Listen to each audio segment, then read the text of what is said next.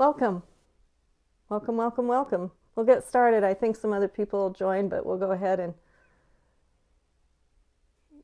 be on time. I like being on time. Oh, here comes beautiful Nanette.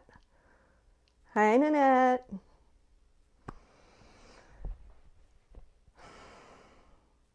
I'm so happy. I really am. It really is a sense of deep joy that we would all, out of all the things we could be doing, decide to come together for a couple of hours on 3 whole Saturdays in January. I know time is precious and we have busy lives, and I just can't think of anything more joyful.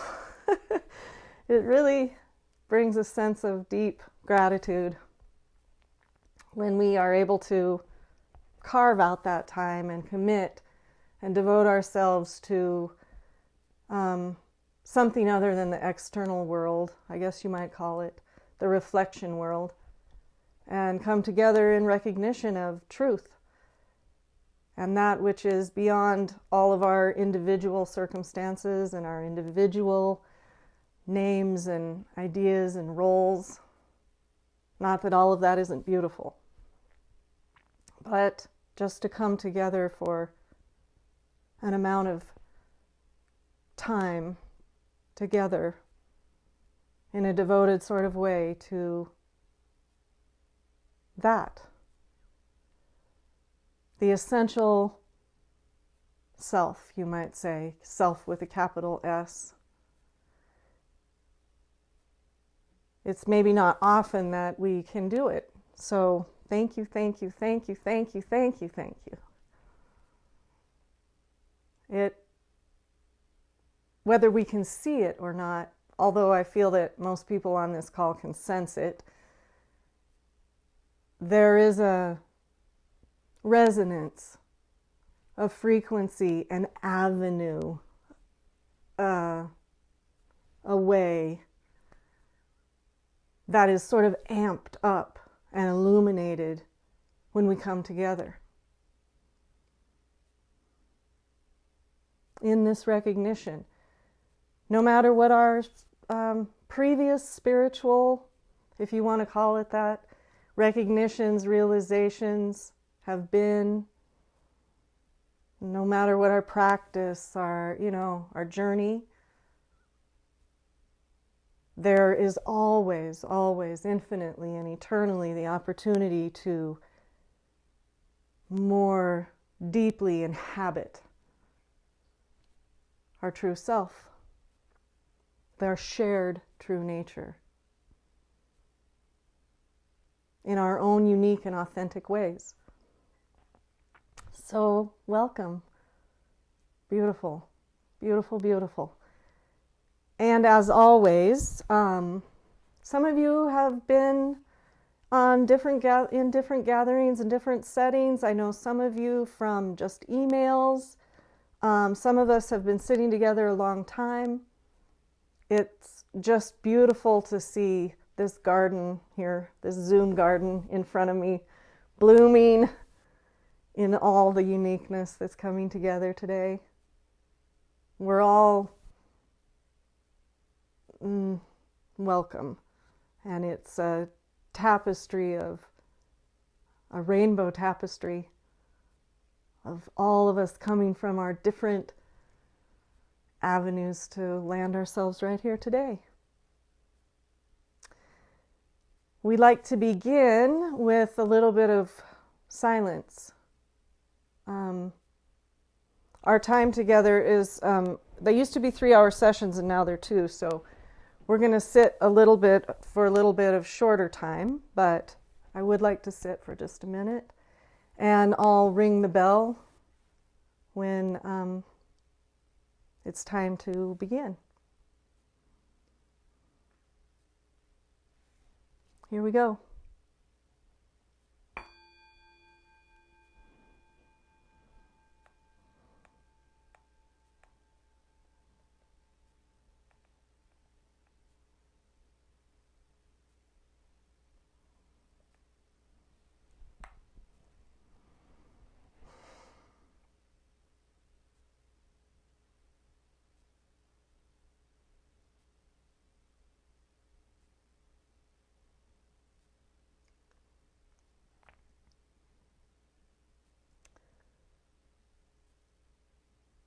So as we come together for this weaving, it's helpful to recognize that we are here. Here we are. The mind can be all kinds of different places, coming from a busy day, thinking about what we're doing after this, that, the other, doing all the functional tasks of the intellect.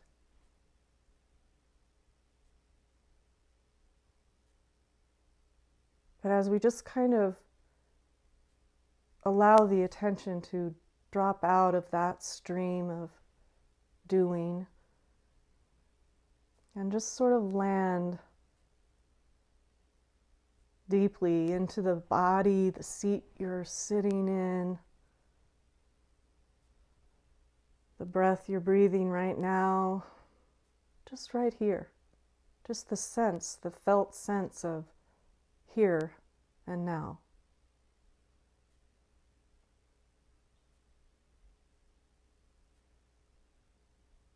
It's kind of like taking a deep breath and kind of sighing and plopping down in your comfy chair and arriving.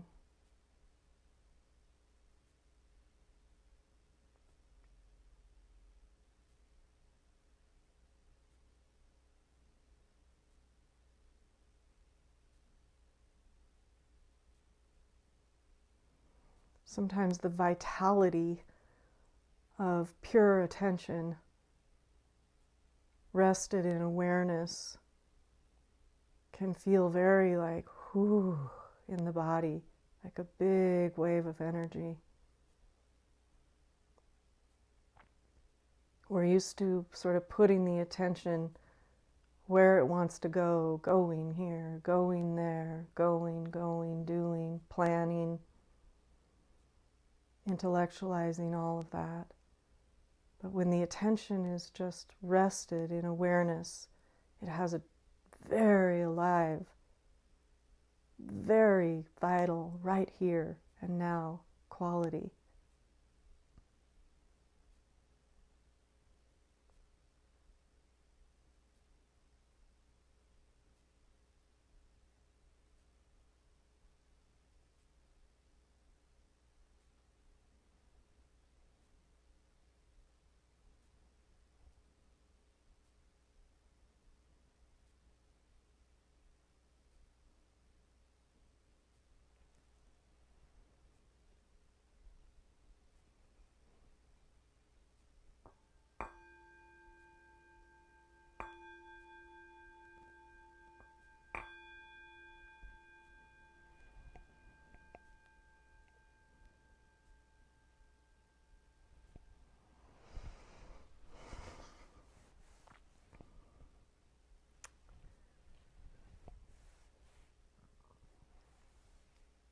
So this discussion, this deeper dive, I guess we were calling it,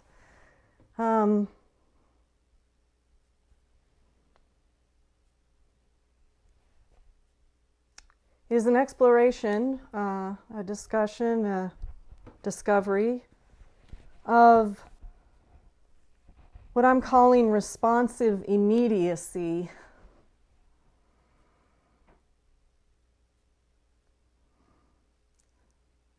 Life lived from and as the unknown. There's a lot of discussion, I guess you might say, happening right now about co-creation and manifestation and lots of these kinds of words.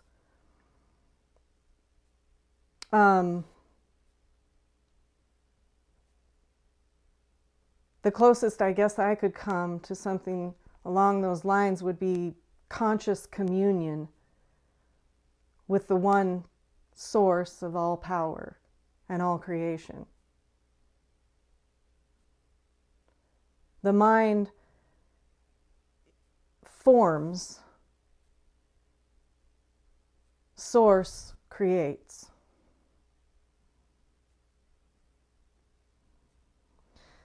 So when we are beginning a discussion such as we are that, and how that is to be lived, how that inhabits form, how that reflects in the world of form. I think we have to start with some of the very core, unexamined, most of the time unexamined thought forms that are at the heart, the core of the psychological self, the ego, the pain body, give it whatever name you want to give it.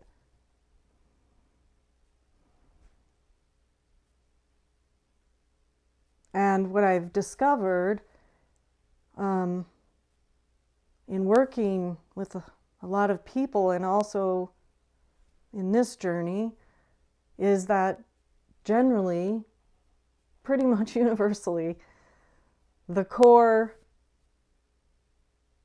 belief is one of separation, one of I am not good enough, I am unworthy, I am unloved.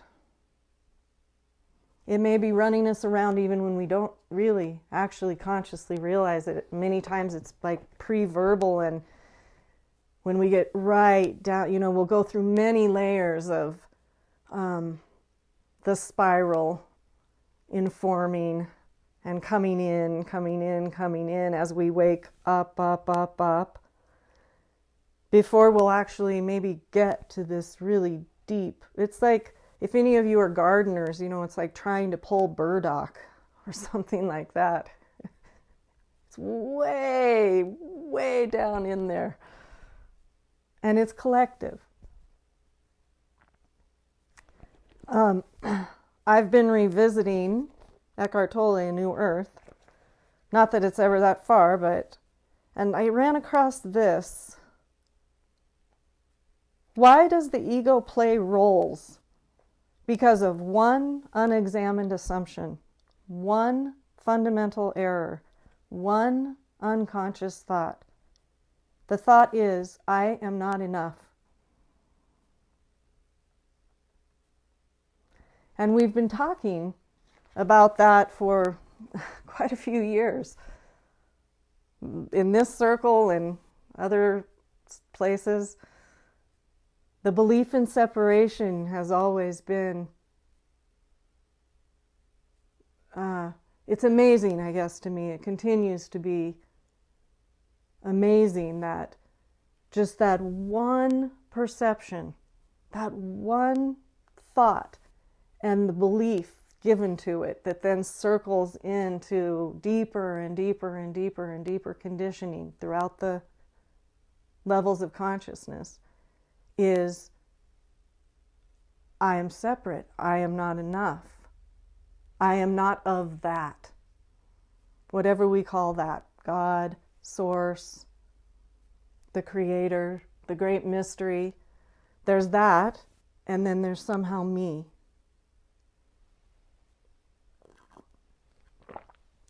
Which even our intellect, when it really starts examining it, even the intellect will kind of be puzzled by that, because how can something within existence be outside of existence?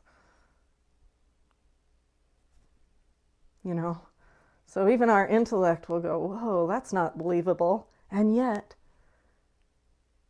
and our spirit, of course, always knows that it can never be. Matter is never anything but spirit.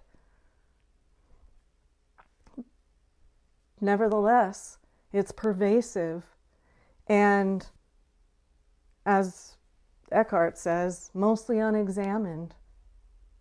It's kind of a tough place to go, and maybe it won't be or hasn't been for you. I remember really starting to come upon this layer of unworthiness.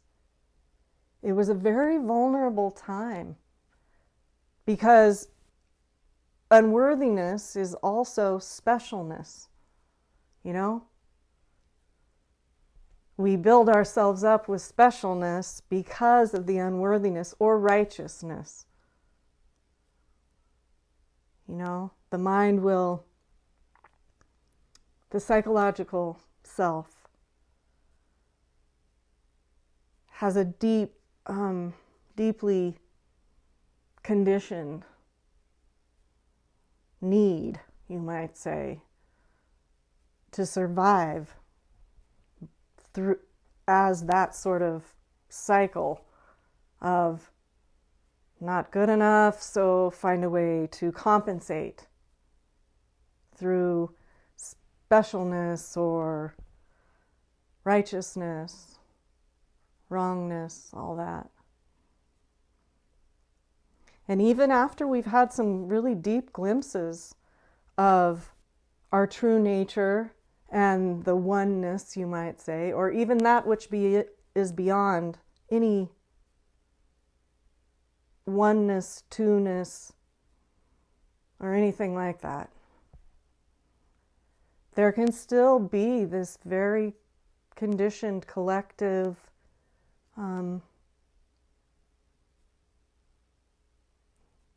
I am not good enough. I am not worthy. And we sort of have to take it all the way. All the way. And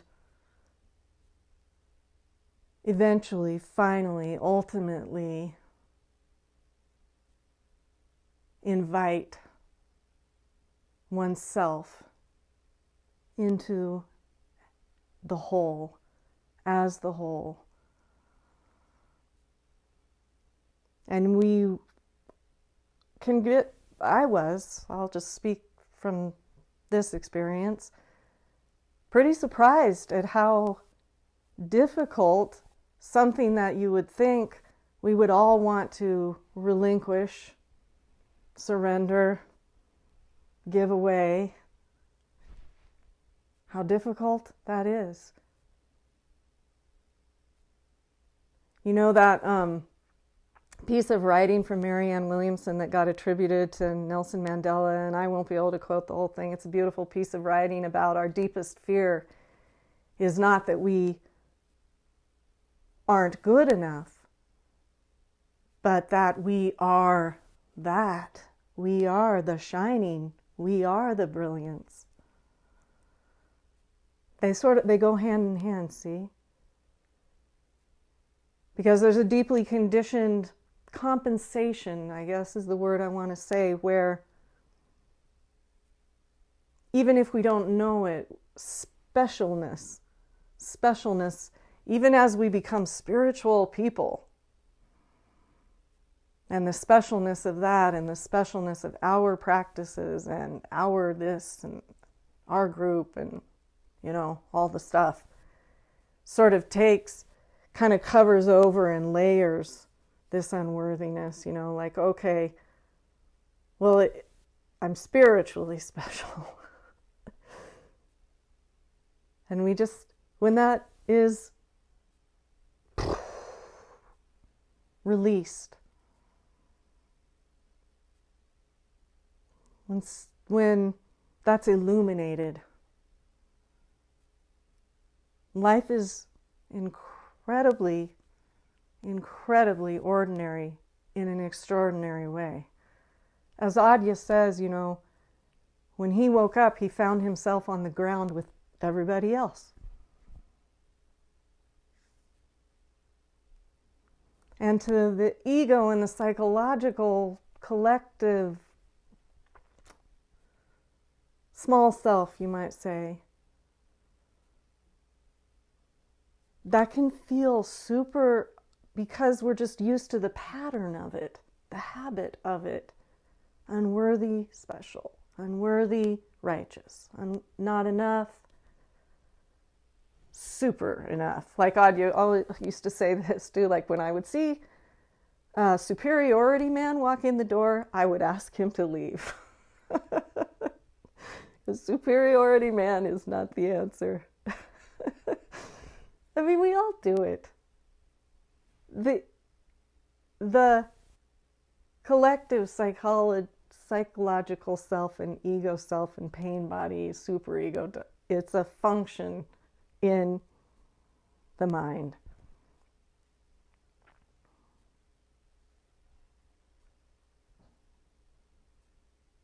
I liked it a lot of the time. Dr. Hawkins would really encourage just treating it like you would a small child or a pet.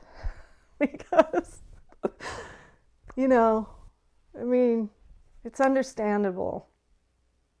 And we can have compassion that way rather than just like that, it feeding itself, coming in the back door with the sort of superego beating up on the superego, I mean, where does it end?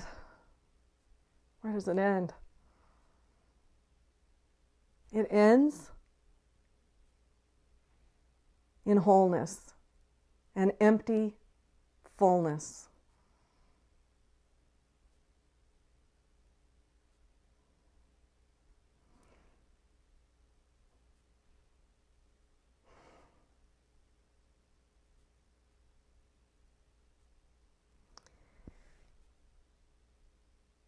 That's why, for me, in this role,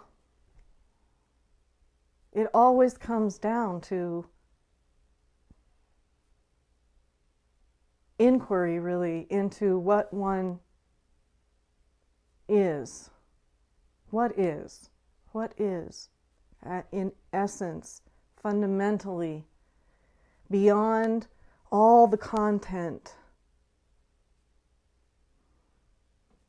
Not in denial or rejection of the content. And there is a difference. There's a subtle difference. There's a subtle difference. Because if we hear that pointer as everything in reflective reality, my children, my loves are a deep illusion, that myth that's still permeating, still has a little bit of steam, even though we're coming into fullness and wholeness and the eternal wholeness of spirit and matter, source and form.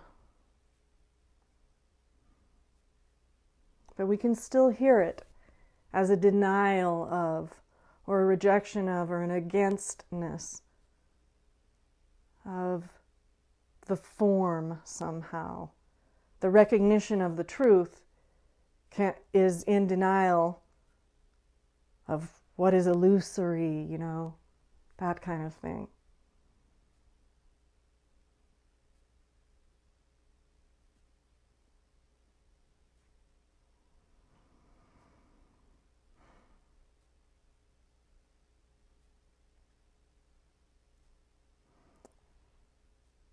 It's a matter of identification, honestly. It's a matter of identification. Discovering, recognizing, it's like remembering, really. Remembering the one source that is inherent to all content, throughout, amidst, amongst, as all content, brings one more and more and more and more and more into right here, right now, responsive immediacy. As the holy instant. No separation, indivisible, beyond all concepts of separation and division. It's beyond that. It's before that. It's prior to. perceived and seeming opposites.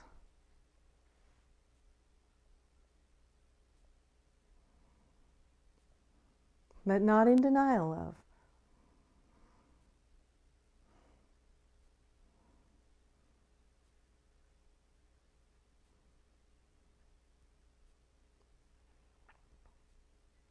So I feel like it can really be useful, a useful practice.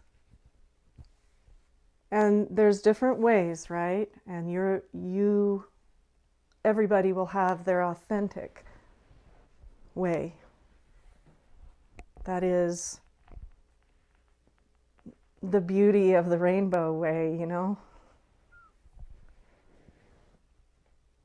To examine, become intimate with, if you can, welcome, even love these thoughts of unworthiness, not good enough. Question.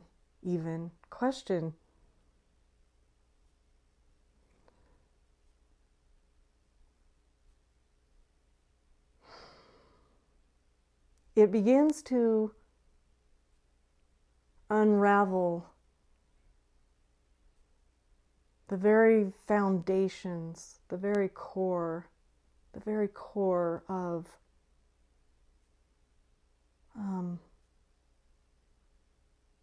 the false, I want to say, self, the thought, the belief in a fundamental me, somewhere out there, disconnected from all that is. And you know, we're all starting to have heard these words a lot at this point, through different teachers, teachings, all the stuff.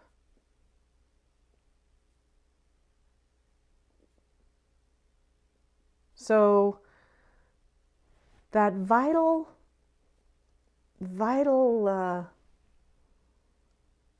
pulse from within, here, it's a vital pulse of the instant, the holy instant. There's really sort of no in and out anymore.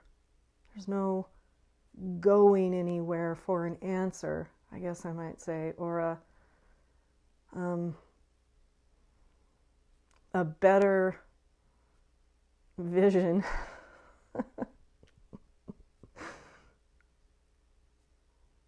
I mean, it's not well received sometimes, I'm not sure, but it's maybe radical, I don't know, but even hope to me seems like a real subtle argument with is.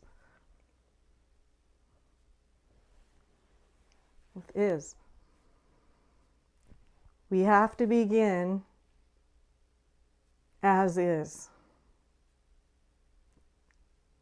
This beginning is the beginning and the only beginning, and it is connected's not quite the right word, a reflection of the first beginning, the original beginning, the only beginning, Genesis now.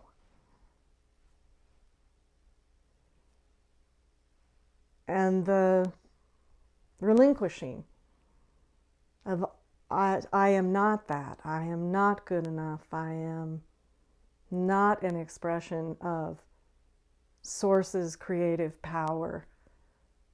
I'm failing, I'm, all the stuff. It keeps us, it's like curtains on a window. And the sun is shining. It's never not shining. It's impossible for is not to be ising. Starting to sound kind of funny now, but it's just that the curtains are the beliefs that are just right obscuring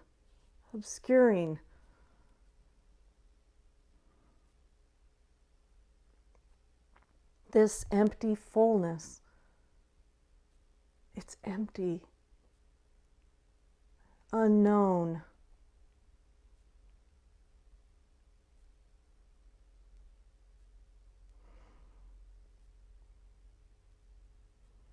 It's a trick, right? Because certainly we have been taught and conditioned that we must acquire more knowledge, more teaching, more this, that, the other thing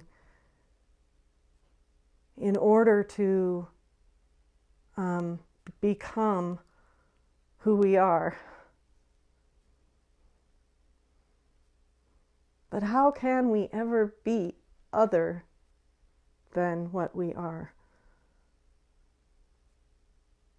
And the recognition of that, the inhabiting of it, the identifying with it, the cleaving, you might say, to that recognition brings forth the authenticity, like flowers in a garden, tulips, roses, lilies,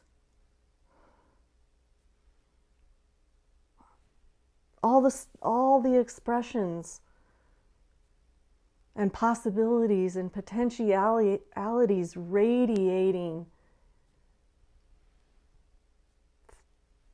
from Source as that become more and more and more and more authentic as these curtains part, the layers fall away, the belief in not good enough gets quieter, quieter, quieter, quieter. Just sort of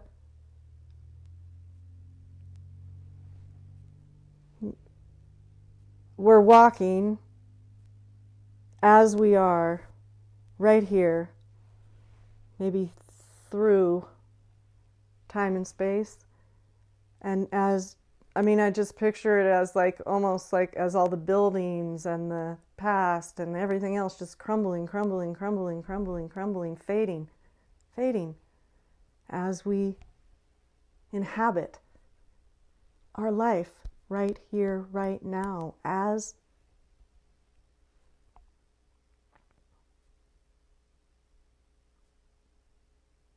our shining, authentic expression of that. Unique.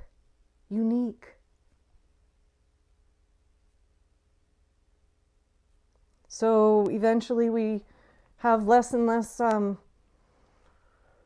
roles, you might say, that we have to. The roles maybe start becoming less comfortable, huh? The role playing. We still have all of our beautiful expressions we get to inhabit. Parents. We're a parent, we're a child, we're this, we're that. Beautiful. That's the joy of living.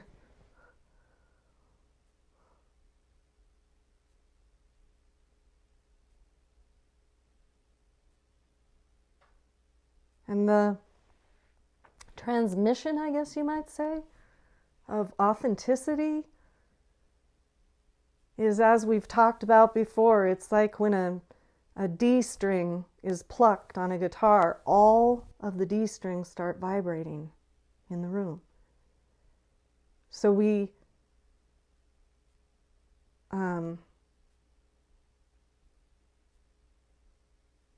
consciously, collaboratively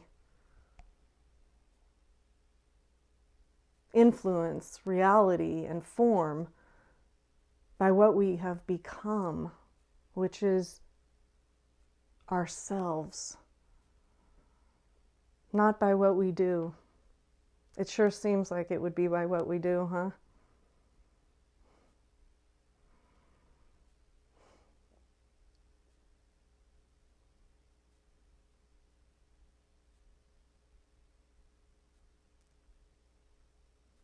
But I'm not a big fan of alignment. What's the word? Communion. As one become what was the Rumi at the beginning of the course that I put on the email? Oh yeah. Knock, which is become available. Vanish, which is surrender all notions of a separate me. Fall, which is the amazing thing you find out that actual self-esteem is humility. They're the same thing. Fall, become nothing, recognize the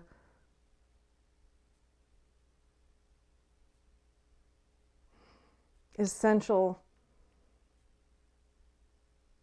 ground, no thingness, as the true nature, and she'll turn you into everything. That's empty fullness.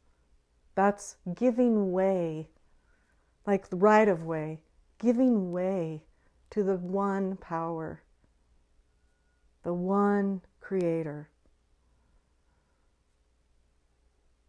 as this particular form.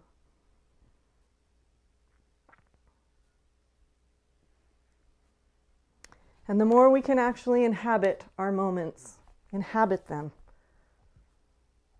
Some people say embody. I like that word too, but I really like the word inhabit. That's how it feels here. Inhabit our moments from presence, as presence. Presence that is. It's uncreated, it's unmanufactured, it's not acquired. You can't acquire it. Nobody has more or less. Nobody's good enough to earn it. And nobody's wrong enough to have it taken away. It shines forward in this moment through these eyes as these expressions. It's undeniable. It's undeniable.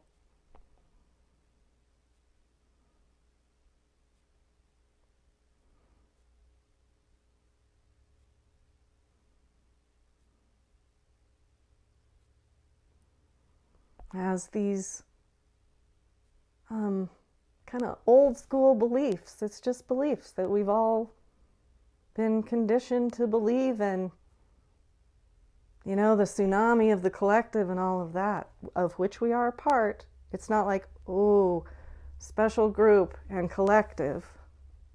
We are the collective.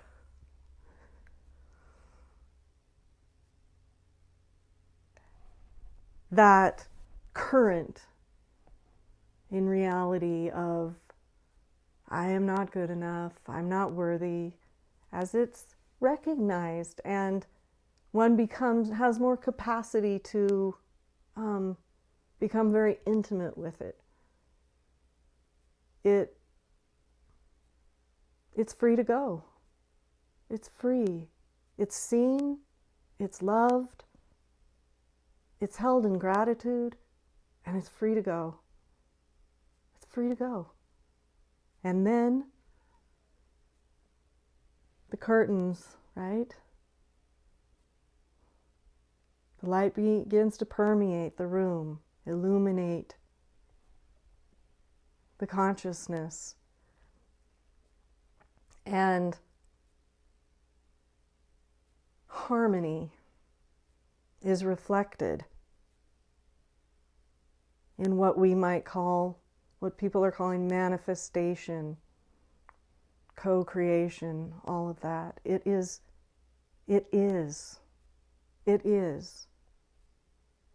It's not given, it's not taken, it's not informed by thoughts and beliefs. It is.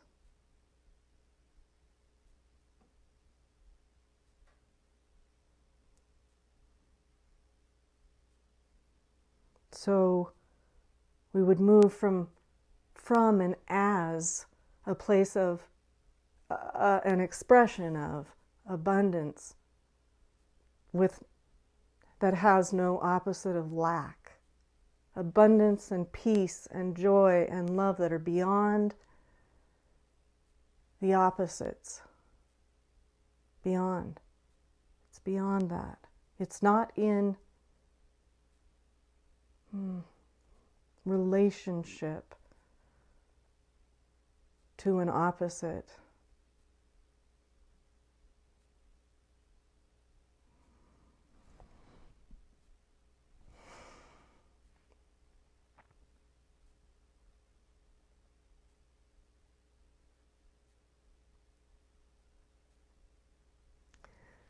So back to how do we become,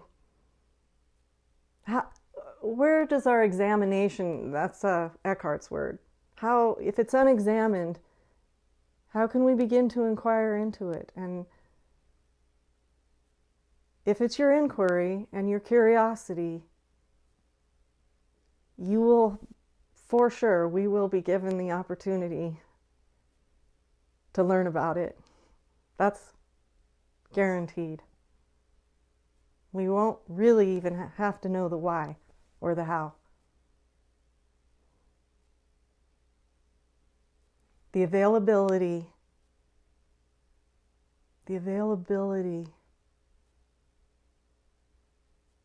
and the willingness. It's willingness.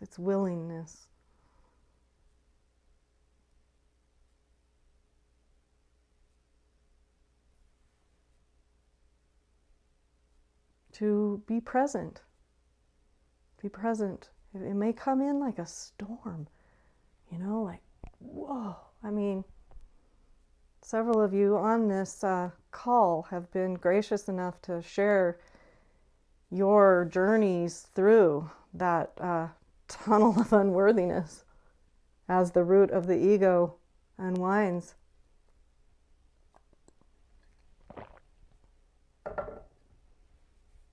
I bow to your willingness, all of you. It's vulnerable. It's a vulnerable exploration. But as Eckhart said, I mean, this is an amazing sentence or two. He's talking about the evolution of the pain body, which is what we're talking about, and the dissolving of it. And he's talking about, why does the ego actually exist, the psychological self, Why do we need these compensations, these roles? Because of one unexamined assumption, one fundamental error, one unconscious thought. And the thought is, I am not enough.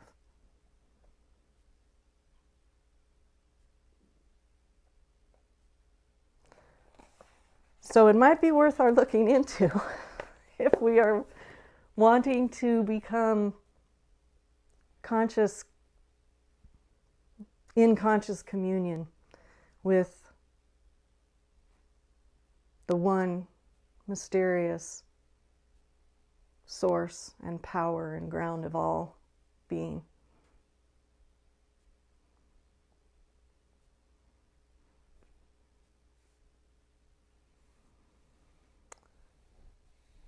I've put a few questions on the course website that might, get a foot in the door, but also I'm confident that if it's something that is to be inquired into, explored, or examined, it will be.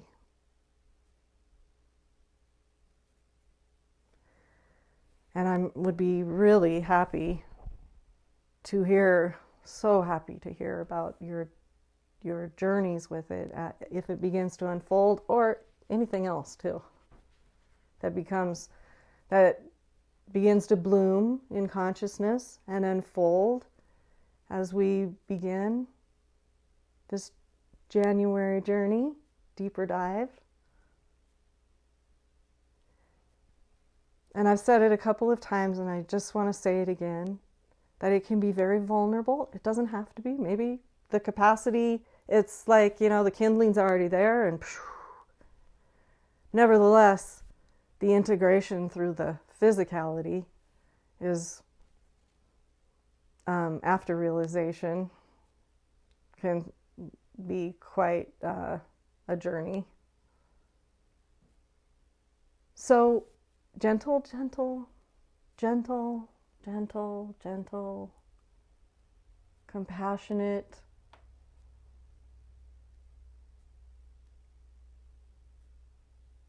as if you were listening to a friend, a child, a pet, a beloved. The gentleness that comes forward reflexively, inherently, when we come upon something that requires nurturing. If any of you are gardeners, like when your seeds are just breaking ground, the sprouts are just coming up, you can't even though water is like the main resource, right? You can't even water them too hard. You can't even shine the grow light or the sunshine directly on them. It's like a gentle, present, compassionate,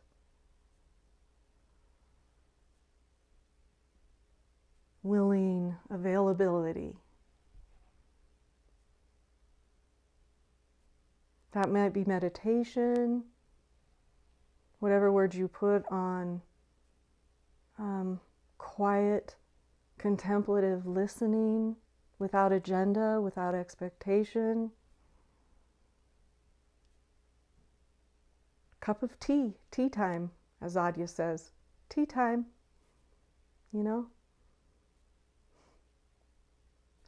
Sit down with yourself and a cup of tea.